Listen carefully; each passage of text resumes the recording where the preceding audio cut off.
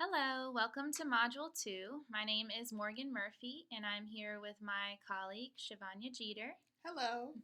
We both work for the L Services Department, and we are going to talk you through Module 2 today, choosing an LIEP that fits your school's context.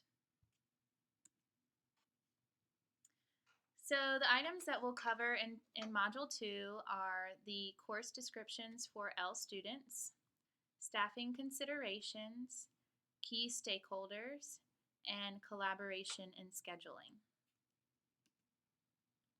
While we're going through this module, Shivanya and I we're going to talk you through it. These are just some questions to keep in mind. So, who are the teachers on your staff, and what kind of training do they have? Who are the students? Are they newcomers, advanced Ls, etc.? What can your school realistically implement with fidelity? It may be appropriate to have more than one program or a hybrid program. For example, providing ESL co-taught classes for advanced students and content-based ESL classes for novice students. And always consult with key stakeholders at the school when making decisions about scheduling for Ls. So this slide kind of highlights the different course offerings for L students. We have SciOp Language Lab, also SciOp Language Lab and SIFE students. And Shivanya, do you want to tell us the definition or what SIFE stands for? Sure. SIFE means Students with Interrupted Formal Education. These are students who have had some sort of pause or break in their educational history, and there may be a gap there. Mm-hmm. All right. So SciOp Language Lab might be a good idea for these SIFE students. We also have English Language Development, which is ELD, SciOp Content Area Courses, and ESL English 1, 2, 3, and 4, and regular English. So this one talks about the efficient use of the SciOp Language Lab. You always want to ensure that this class is being used to provide extra support for the content area classes. Teachers of SciOp Language Lab would work from basic standards of content area classes and support student understanding of what is being taught in the content. And I think it's really important to say here, Morgan, that sometimes the language lab can vary by school. It really does depend on the needs of your L population and just choosing the right lab combination for those students. So a question that oftentimes comes up is, can students get more than one credit for taking a SciOp lab? Absolutely. Mm-hmm. Students are definitely eligible to take the lab more than once, but they would take a specific lab course. Like they would take the novice level lab or the intermediate level lab or the advanced lab. Students cannot earn credit for the same lab if it has the same course number. For example, you can't take the novice lab twice and earn 2 different credits. You only get credit for the course one time. Okay. So exactly what it says here, the course codes need to be different for students to get credit for each course. Because just like any other student, English language learners have the same graduation requirements as any other student. So we want to be careful and we want to make sure that they're getting credit for these labs that they're taking. And also be careful with the overuse of labs because sometimes that can prevent a student from moving forward. Absolutely. So again, this kind of highlights the use of the SciOp Language Lab for SIFE students. As Shivanya said earlier, SIFE students are students with interrupted formal education. These students should be scheduled in a language lab where they will receive specific instruction designed to accommodate their needs. Then we are moving on to English Language Development, which we refer to as ELD. Students in ELD, students are grouped into novice or intermediate English language development courses. They participate in small group instruction, and it's provided so that the student can work on their listening, speaking, reading, and writing skills, the 4 domains. ELD precedes English courses, and consider offering ELD second semester for students enrolling mid-year. And Shivanya, do you want to talk to us a little bit more about why you would consider offering the ELD second semester for students enrolling late in the year? Absolutely. The ELD course, when offered second semester, it gives some of our newcomers a chance to get acclimated to the course, to the language, to the school, without putting the pressures on them of having to take an NCFE or an EOC immediately upon arrival. So, taking an ELD course gives them an opportunity to become familiar with the requirements for English language arts and will help them ultimately be successful when they transition into English 1, 2, 3, or 4. ELD kind of functions a lot like a foundations course, Okay. and it will help them as they transition into the regular English section. Well said. Thank you. You're welcome. Right. ESL students also can register for a SIOP course. SIOP classes should be offered whenever possible in the content areas, especially in EOC classes. If you have, this is an example, I guess. So if you have 14 L students in biology, there may be 2 SIOP biology classes with 7 students in each class with their native English speaking peers. And Shivani, do you want to talk about the importance of students taking SIOP courses? It's really important that we're strategic about how we schedule students for the SIOP courses. We want to make sure that the students are of a specific proficiency level, that the teacher has been SIOP trained, that they're familiar with the strategies that are best suited for second language acquisition. Mm-hmm. And we want to make sure that the classes have native English speaking peers. So they have role models? Exactly. Mm-hmm. All right, great. All right, so now we're going to talk about ESL English 1, 2, 3, and 4, or regular English. So students are placed in English classes according to their proficiency levels, which may be novice, intermediate, or advanced. Novice and or intermediate LEP students can be scheduled in ESL English. Intermediate advanced students can be scheduled in regular honors or AP English classes.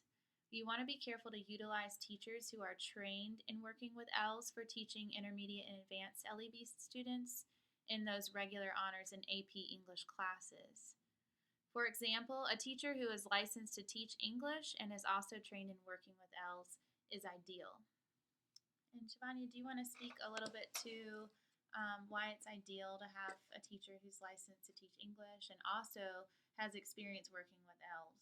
Absolutely. We want to really focus on utilizing the teachers who are EL friendly, who understand the needs of second language learners, and who are making sure that they're providing opportunities within their classroom for them to be successful. So that comes down to modifying assignments and understanding what strategies are going to work best for EL instruction, and just kind of being patient and working with them as they continue to master the language. Very good. Thank you.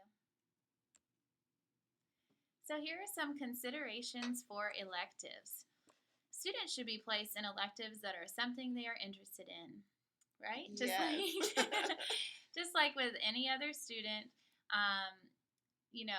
learning takes place when you're interested in something. So we need to be asking our students, what are you interested in? And let them take those classes that they want to. And also, always, we want to consider their English language proficiency levels. When scheduling students for electives, also considered sheltered instruction trained teachers for these elective courses such as PE, Art, Chorus, CTE, and ROTC. Schedule EL students as any other students on a case-by-case basis. I think it's really important to have those conversations with kids and kind of get an understanding of what they're interested in, because we've had kids end up in ROTC and CTE courses that don't want to be there.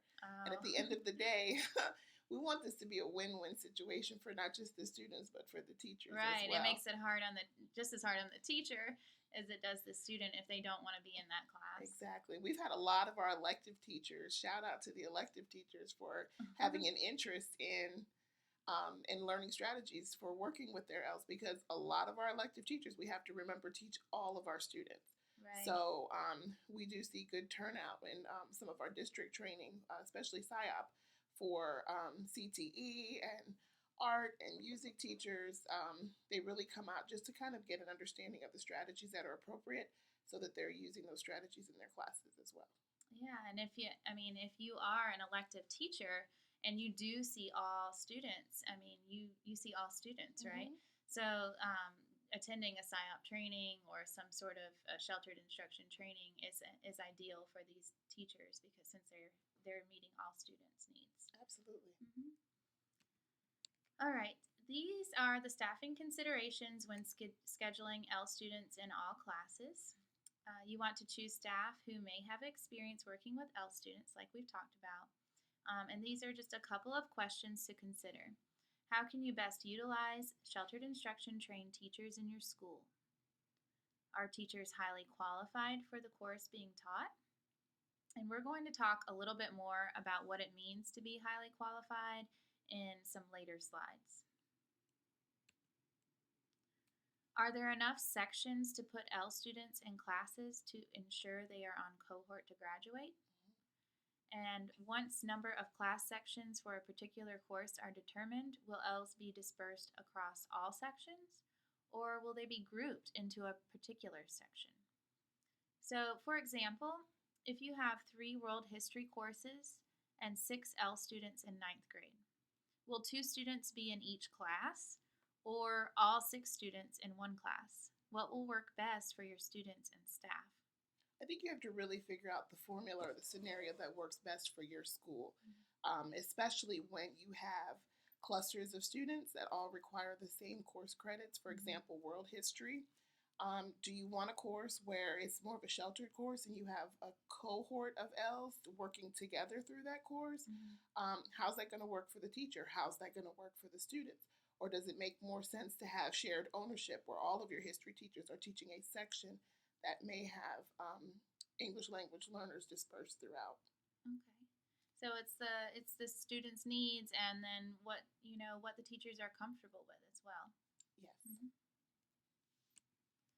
So now we're going to talk about the use of ESL teachers. Utilize teachers who are highly qualified to ensure teachers do not teach courses they are not qualified to teach. This is very important, especially for administrators to take note of which teachers are highly qualified and in what subject areas.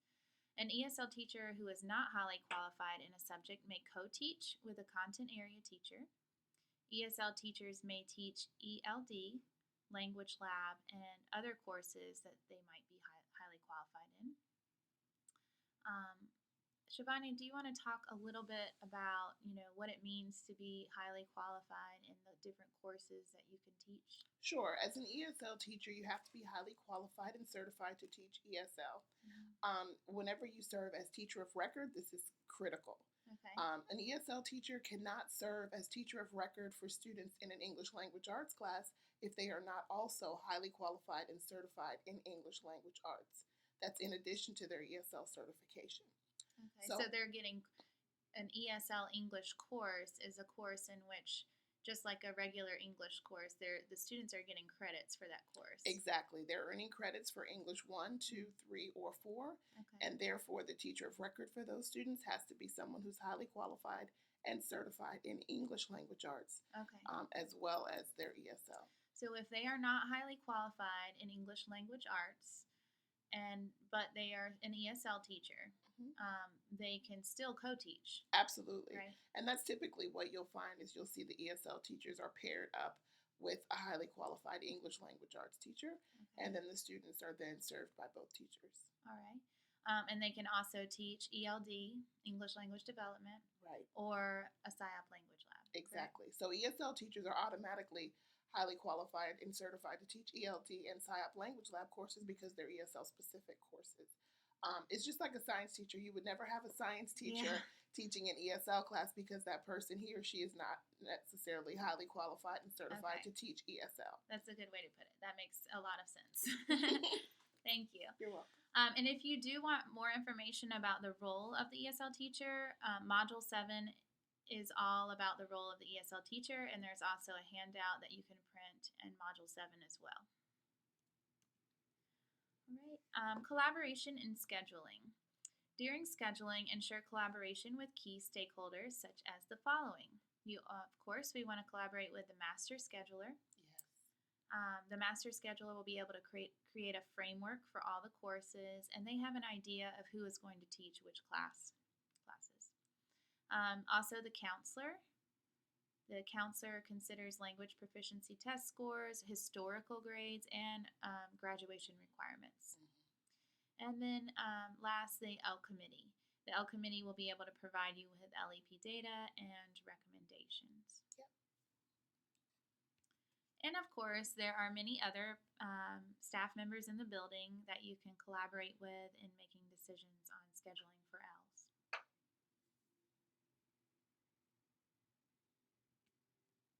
All right, so this brings us to the end of Module 2. Thank you, Shivanya, for You're talking welcome. us through. I've put some check for understanding questions here, so feel free to read through these questions. We thank you for being here with us today, and if you need any other additional support or have any other questions, feel free to contact us at the L department. Thank you. Thank you, Morgan.